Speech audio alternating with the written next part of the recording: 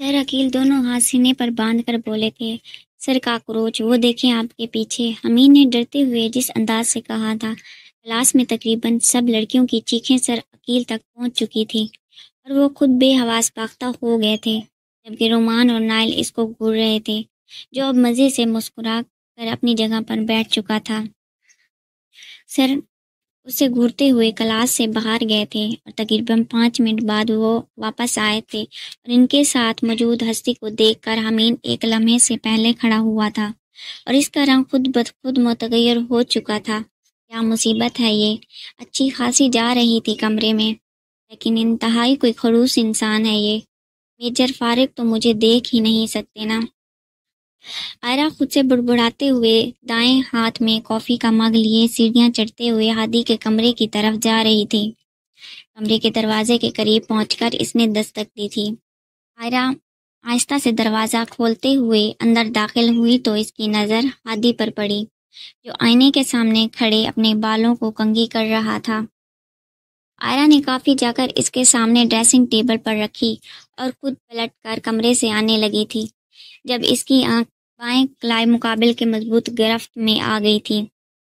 ऐसे कौन करता है, तरीका सीख लो शौहर की खिदमत करने का। हादी की तंज़ी आवाज़ पर वो पलटी थी। मैं करती हूँ ऐसे, और मुझे कोई शौक नहीं किसी की खिदमत करने का। आयरा ने एतमाद से इसकी आंखों में देखकर कहा, शौक नहीं है मिसेस शाह, तो शौक पाल लें, क्योंकि मुझे ऐसी फिल्मी लड़कियां पसंद नहीं हैं। हादी ने इस कलाई को छोड़कर अब इसका हाथ पकड़ लिया था। चेहरा बेतासुर था, जबकि आयरा इसे घूर रही थी। मुझे आपकी पसंद ना ही मालूम है और ना ही मैं जानना चाहती हूँ, इसलिए अब हाथ छोड़े मेरा। आयरा की बात पर एक हल्का सा तबस्सुम इसके लबों पर आया था, जिसे वो हवा के झोंके की तरह हम बिल से छुपा गया था। सोच लो, जिंदगी भर के लिए छोड़ दूंगा। हादी की बात पर आयरा ने बेयकीनी से इसे देखा था। आप मुझे मेरी गलती नहीं ना समझी कि इतनी बड़ी सजा देंगे। ना चाहते हुए भी शिकवा लबों से आज़ाद हुआ था। आंखों में नमी चमकी तो मुकाबिल को अपना दिल इस नमी में डुबाना महसूस हुआ। तुमने वाकई गलती नहीं, मेरी नज़र में गुनाह किया है, जिसकी माफ़ी मैं चाह कर भी तुम्हें नहीं दे सकता। हादी ने मुस्कुरा कर सर्द लहजे में कहा और इसका गाल थपथपाकर इसका हाथ छोड़ दिया। मतलब साफ था कि अब वो जा सकती है। मैं जानती हूँ आप ऐसा कुछ नहीं करेंगे। आयरा का दिल इसे चटका रहा था, जबकि दिमाग तो इसके लफ्ज़ों के आगे मफलूज हो चुका था। बड़ी मम्मा का ख्याल रखना है तुम्हें, और मुझे कोई शिकायत नहीं मिलनी चाहिए इस मामले में, वरना दूसरी तरफ मैं तुम्हारी सोच से ज़्यादा बुरा कर दूंगा तुम्हारे लिए। हादी के लफ्ज़ों से ज़्यादा इसके लहजे की संजीदगी आयरा को तासुब में मुब्तला कर रही थी। आप जानते हैं मैं इनका चेहरा नहीं देखना चाहती, वो कातिल है मेरे पापा की। और आवाज़ बंद। हादी ने पलटकर सुर्ख आंखों से इसे घूरते हुए इसके लबों पर अपनी दाएं हाथ की शहादत की उंगली रखकर इसके बाकी लफ्ज़ों को कैद किया था। जबड़े और पेशानी पर मौजूद लकीरों को देखकर आयरा का दिल कांप गया था। मुझे इस मामले में ना नहीं सुननी, और बड़ी मम्मा के खिलाफ एक लफ्ज़ भी मुंह से निकाला तो अभी इसी वक्त तुम्हारी जान ले लूँगा, समझी तुम। हादी की आवाज़ ही नहीं बल्कि लहजा भी वार्निंग लिए हुए था। आयरा को खौफ महसूस हो रहा था, इसके सुर्ख आंखों से जो इसके गुस्से को जब्त करने की गवाही सरेआम दे रही थी। इसने जल्दी से अपना सर सबात में हिलाया। हफ्ते को रेडी रहना, एक दोस्त की बेगम तुमसे मिलना चाहती हैं, और दूसरी बात एतवार को मैंने बलूचिस्तान जाना है। 1 माह के लिए इस बात का जिक्र किसी से नहीं होना चाहिए। हादी के लहजे में अब सख्ती का अंसर बिल्कुल नहीं था। वो नॉर्मल हो गया था और आयरा सांस रोके बस इसको देख रही थी, जो वर्दी में कुछ ज़्यादा ही रोब झाड़ता था और मुकाबिल का खून खुश कर देता था। आयरा ने बमुश्किल अपने अल्फाजों को लबों से आज़ाद किया था। ओके जाओ, अब मामा वेट कर रही होंगी, और इस काफ़ी को भी ले जाओ, जिसे मैं यकीनन तुमने जानबूझकर शुगर ऐड नहीं की होगी। हद्दी ने इसका ध्यान काफ़ी की तरफ दिलाया तो वो शर्मिंदा सी हो गई, क्योंकि इसने जानबूझकर इसमें शुगर ऐड की थी। لیکن یہ بھول گئی تھی کہ وہ ہادی شاہ تھا جس کی نظروں سے عائرہ کی ایک بھی حرکت چھپی رہنا ناممکن تھا۔ اب حیران بعد میں ہو جانا اور اٹھاؤ اسے اور ڈسٹ بین میں پھینکو، کیونکہ اس کی خوشبو بتا رہی ہے کہ یہ پینے لائق تو بالکل نہیں ہوگی۔ ہادی کی بات پر عائرہ نے اسے گھورا اور کافی کا مگ اٹھا کر جان بوجھ کر دروازے کو زور سے کھینچ کر بند کرتے ہوئے اپنے غصے کا اظہار کر کے گئی تھی۔ اس کی اس حرکت پر ہادی کے لبوں پر مسکراہٹ آئی تھی، جیسے آئینے میں دیکھ کر وہ جلدی سے چھپا گیا تھا۔ شاید خود سے وہ کسی راز کو شیئر کرنے سے ڈرتا تھا۔ اپنے باپ کو سر عقیل کے ساتھ داخل ہوتے دیکھ کر وہ لمحے سے پہلے سنجیدہ ہوا تھا، جبکہ ساری کلاس ان کے احترام میں کھڑی ہوئی تھی۔ سٹ ڈاؤن پلیز، سر عقیل نے مسکراتے ہوئے سب کو کہا تو سب بیٹھ گئے تھے، سوائے حسین کے جو شاک کی کیفیت میں اپنے باپ کو دیکھ رہا تھا۔ سر عقیل نے اس کے متغیر چہرے کو دیکھ کر حازم شاہ کو دیکھا جو امین کو سنجیدگی سے دیکھ رہے تھے۔ سر عقیل کے لبوں پر مسکراہٹ آئی تھی۔ امین شاہ سٹ ڈاؤن۔ سر عقیل کی اونچی آواز پر وہ گڑبڑاتے ہوئے سیدھا ہو کر نائل اور رومان کی پچھلی سیٹ پر بیٹھا تھا، کیونکہ جانتا تھا اس کا باپ اب اس کی چھوٹی سی چھوٹی حرکت کو بھی نوٹ کرے گا۔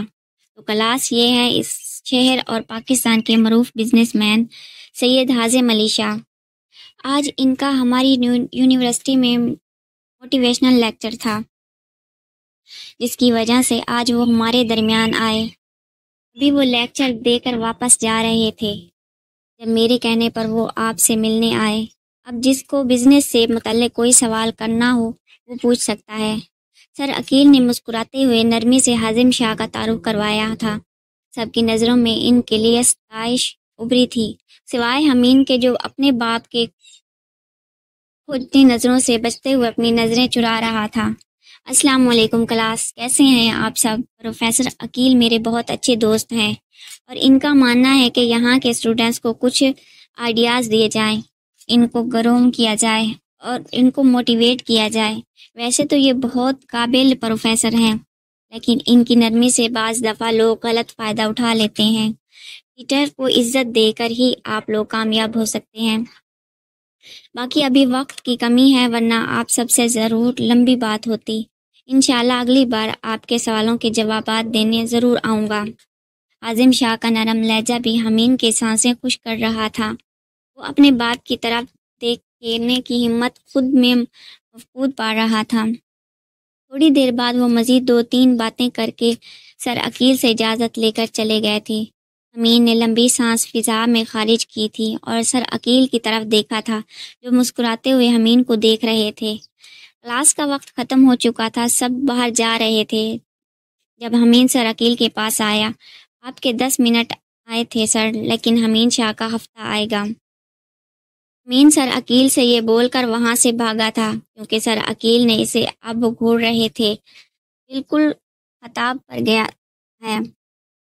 سر عقیل نے امین کی پشت پر دیکھ کر سوچا اور اپنا رجسٹر اور بک لے کر کلاس سے باہر چلے گئے۔ ایئرپورٹ پر وہ شمائل کے نام کا بورڈ لے کر کھڑا تھا، کیونکہ شمائل کو دیکھتے اسے کافی سال ہو گئے تھے۔ ارد گرد سے بے نیاز وہ اب گھڑی کو دیکھ رہا تھا، جس کو تقریباً وہ پچھلے 1 گھنٹے سے کوئی 70 مرتبہ دیکھ چکا تھا۔ موسم خراب ہونے کی وجہ سے فلائٹ تھوڑا لیٹ تھی اور انتظار کرنا تو ہیر شاہ کو دنیا کا مشکل کام لگتا تھا۔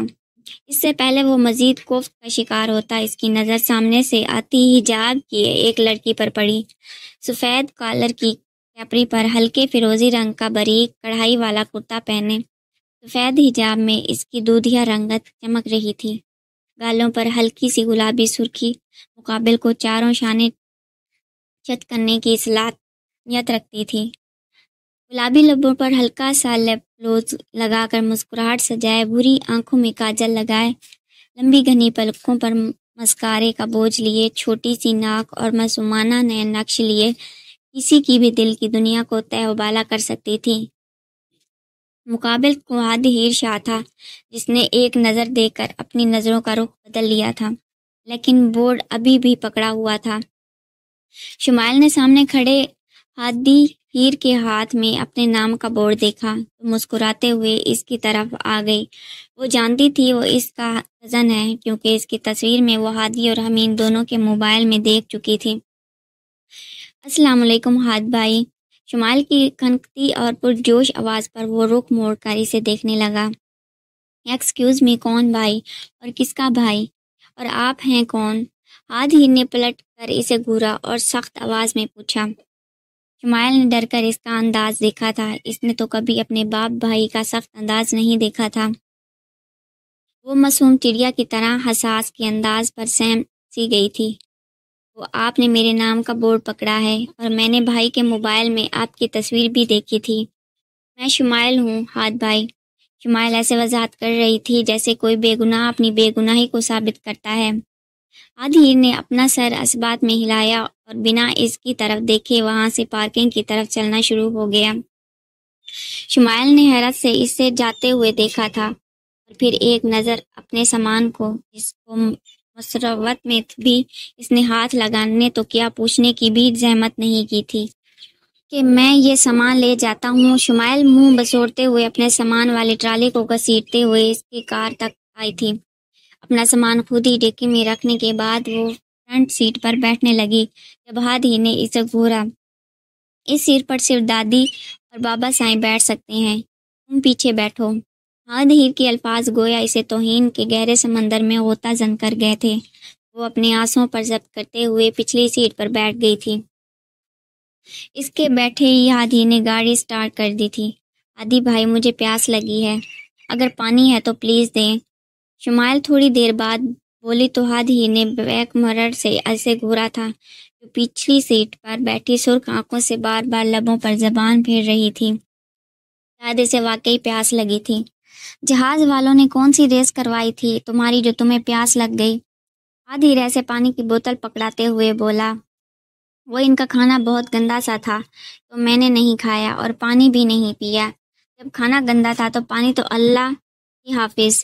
شمائل کا معصومانہ انداز ہاد ہیر کو ایک آنکھ نہیں بھایا تھا، اس لیے اس نے گاڑی کی سپیڈ تیز کر دی، کیونکہ وہ جلد از جلد شمائل کو گھر پہنچا کر علی سے ملنے جانا چاہتا تھا۔ ہاد بھائی آہستہ چلائیں، مجھے ہارٹ اٹیک بھی ہو سکتا ہے۔ شمائل اپنے دل پر ہاتھ رکھتے ہوئے معصومیت سے بولی تو ہاد ہیر نے اسے گھورا۔ 1 سال ہی بڑا ہوں تم سے، اور خبردار اب کوئی لفظ بھی منہ سے نکالا تو ورنہ یہیں پھینک جاؤں گا۔ ہاد ہیر کو اس کا بھائی کہنا ایک آنکھ نہیں بھا رہا تھا۔ شمائل بھی اس کے لفظوں سے زیادہ لہجے سے ڈر گئی تھی، اس لیے نہ چاہتے ہوئے بھی وہ خاموش ہو گئی۔ حالانکہ اسے بچپن سے ہی تیز ڈرائیونگ سے ڈر لگتا تھا اور یہ بات گھر میں سب جانتے تھے۔ اگر کوئی بے خبر تھا تو وہ تھا ہاد ہیر شاہ، جس کی دنیا میں ایسی خبروں اور انسانوں کی شاید کوئی جگہ نہیں تھی، یا وہ جگہ بنانا نہیں چاہتا تھا۔ جو بھی کر لو، میں نہیں بتاؤں گا کچھ بھی تم لوگوں کو۔ یہ منظر ہے ایک اندھیرے کمرے کا، جہاں ایک 42 سالہ شخص کو زنجیروں میں قید لوہے کے راڈ سے مارا جا رہا تھا۔ اندھیرا تو جیسا اس کا مقدر بن چکا تھا، لیکن لہجہ ابھی بھی مضبوط تھا۔ روشنی کی کرن دیکھتے پتہ نہیں کتنی صدیاں ہو چکی تھیں۔ اسے ہر روز اسی طرح چھڑکا گیا جاتا تھا، لیکن وہ شاید اب عادی ہو چکا تھا۔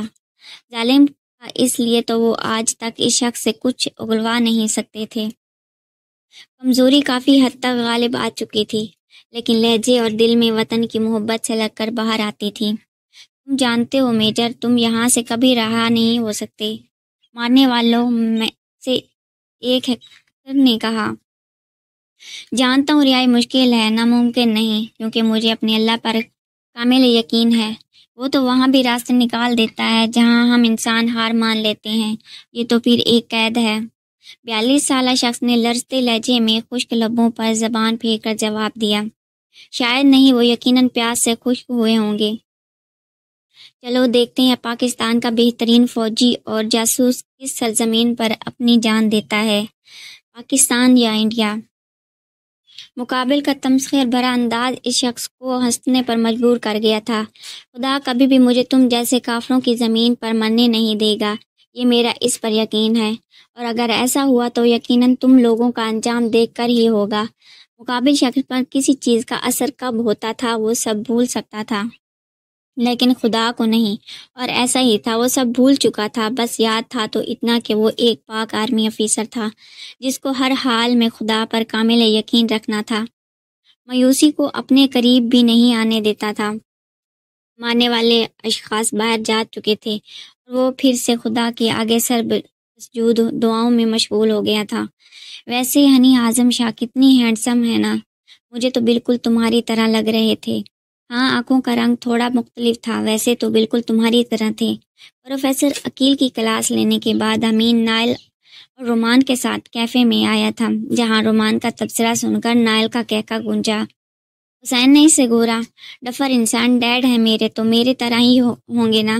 امین نے نائل کو گھورا تو رومان نے حیرانگی سے اسے دیکھا، لیکن وہ تو اتنے بینک ہیں، مجھے تو لگ رہا تھا کہ ان کے چھوٹے چھوٹے بچے ہوں۔